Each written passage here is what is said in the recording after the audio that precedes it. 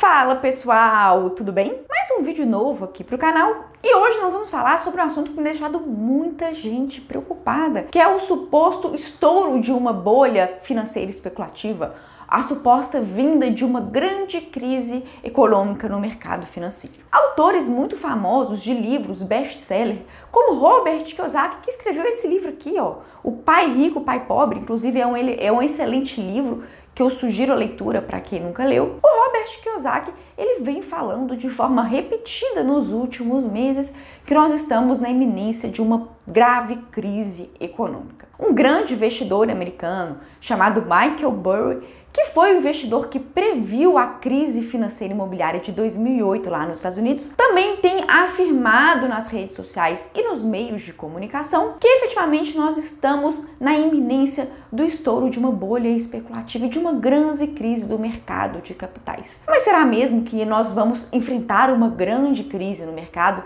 nos próximos meses ou talvez daqui a 1 ou 2 anos? E se isso realmente acontecer, o que você pode fazer com seus investimentos? Existe alguma forma de você adotar uma postura mais defensiva e investir em aplicações corretas?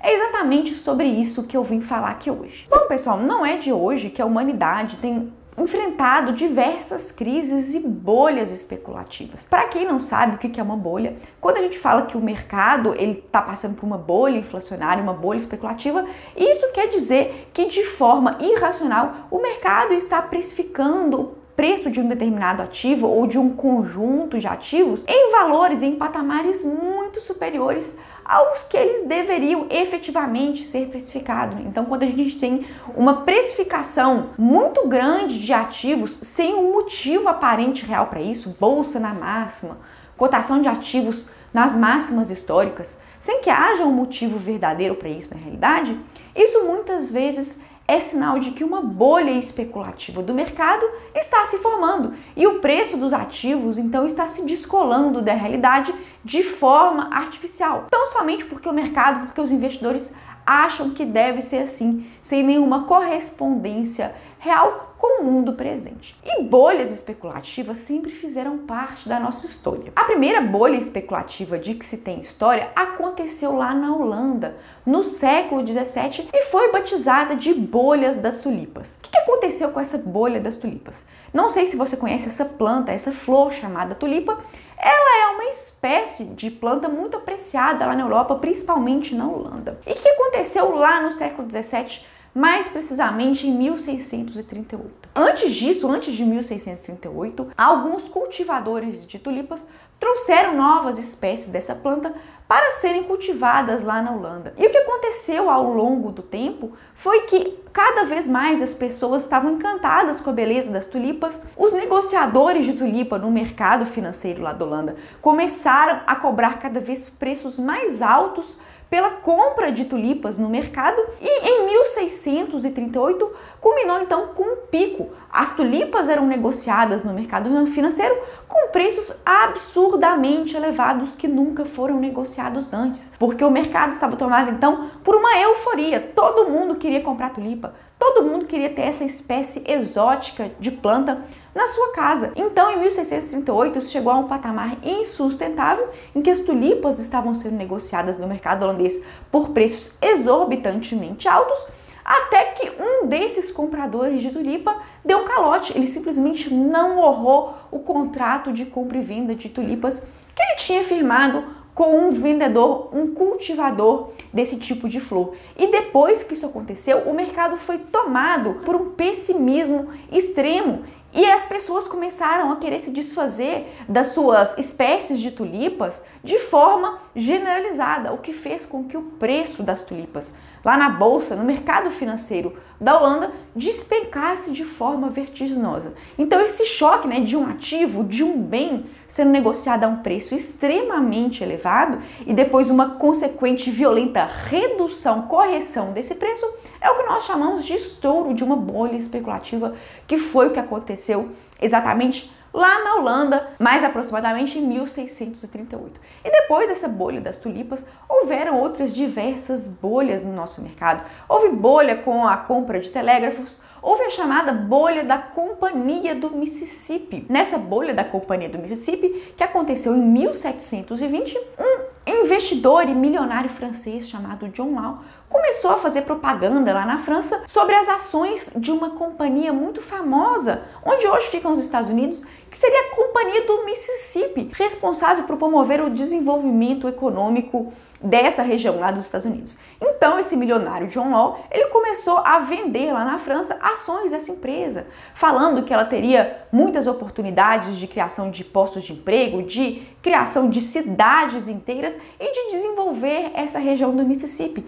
O que seria, então, muito vantajoso para quem comprasse ações dessa empresa, porque certamente esses investidores recolheriam grandes lucros ao longo do tempo. E o John Law começou a espalhar, contar essa história para várias pessoas do mercado financeiro francês, e essas pessoas começaram a cair na conversa desse investidor e milionário francês. E como as pessoas foram acreditando nele, foram comprando ações dessa companhia, sem ter comprovação real de que ela se tornaria lucrativa no longo prazo, o preço das ações dessa companhia dispararam no mercado francês. Acontece que pouco tempo depois, os investidores descobriram que o Mississippi era uma área pantanosa dos Estados Unidos, muito difícil de ser povoada, de ser ocupada naquela época, ocorrendo então a rápida desvalorização dessas ações com o estouro da bolha da Companhia do Mississippi lá no início do século XVIII. Isso foi acontecendo, gente, outras bolhas especulativas e outras crises financeiras foram acontecendo ao longo da história. No início dos anos 2000, a gente teve a crise das chamadas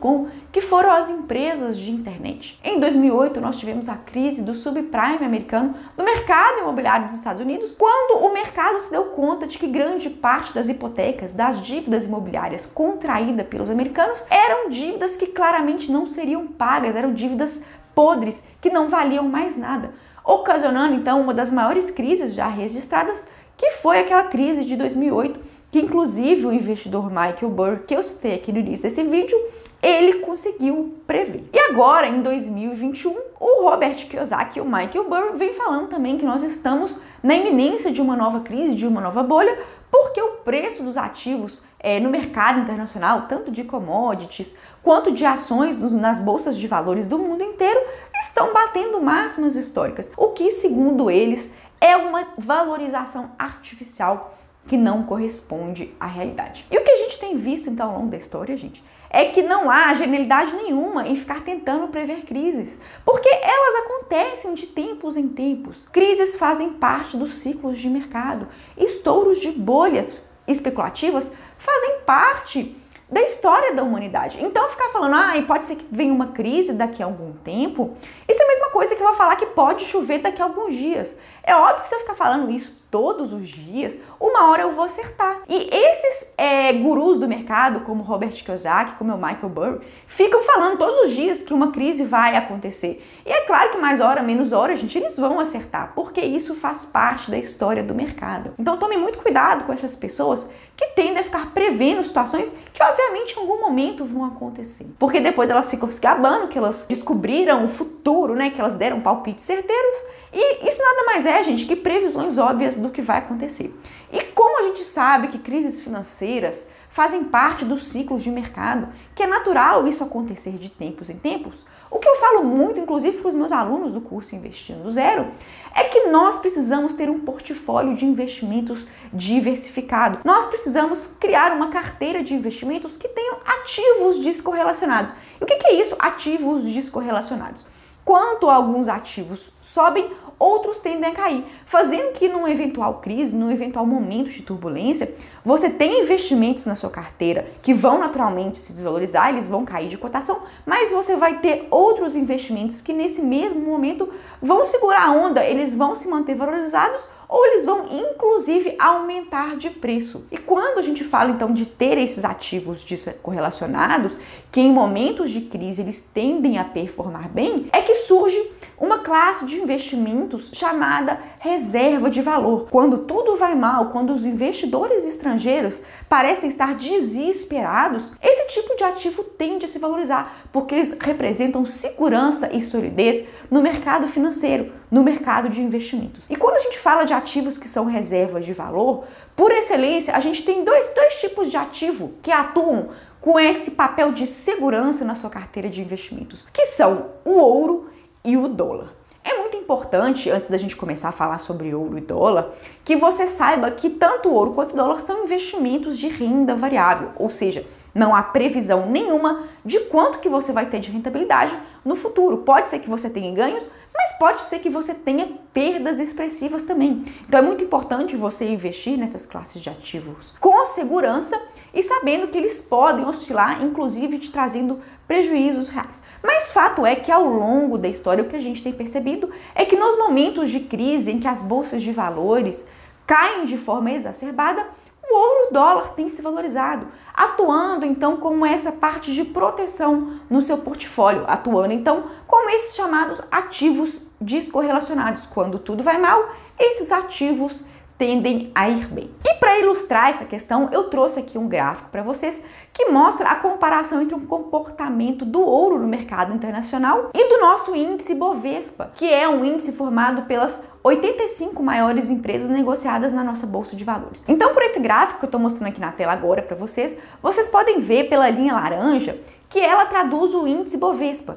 Então, ela mede a variação do preço dessas principais empresas negociadas aqui na nossa bolsa de valores. Em contrapartida, a linha azul mostra a variação do ETF IAU, que é o ETF que replica o preço do ouro no mercado americano. E aí vocês podem perceber por essas setas em azul que eu indiquei no gráfico, que quando a bolsa de valores tem uma queda muito significativa, a tendência logo em seguida é que o ouro suba de preço. A gente consegue ver exatamente isso por essas setinhas marcadas aqui em azul. E de forma oposta, quando a bolsa brasileira ela se valoriza de forma muito significativa, quando o mercado é tomado, por uma euforia e por um otimismo muito grande, o ouro tende a cair de preço. Então você consegue perceber que quando o mercado vai bem, enquanto os investidores estão otimistas, que o ouro tende a cair de preço. Mas que quando o mercado vai mal, os investidores estão com medo, a bolsa despenca e todo mundo busca segurança no mercado financeiro, que o ouro é um ativo que tende a performar bem. E da mesma forma que o ouro tende a performar bem nesses momentos de crise,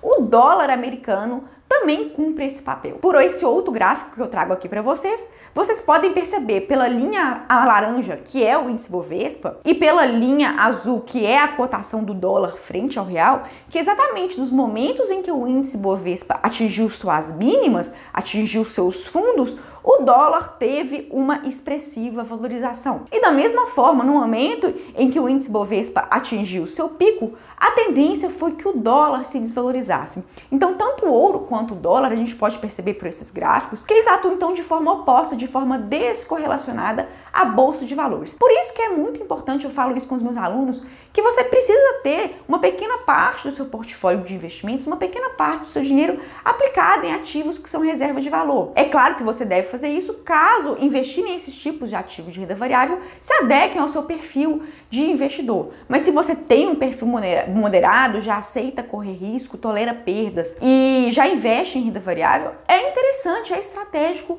ter um pouquinho de reserva de valor na sua carteira por meio de dólar e por meio de ouro. Se você quer saber como que você pode investir diretamente em ativos como ouro e como dólar, eu vou deixar aqui nos destaques e também aqui na descrição desse vídeo alguns vídeos que eu já fiz aqui para o canal anteriormente falando sobre como investir em ouro e as diversas formas que você também tem como investir em dólar sem sair aqui do Brasil ou investindo diretamente no exterior.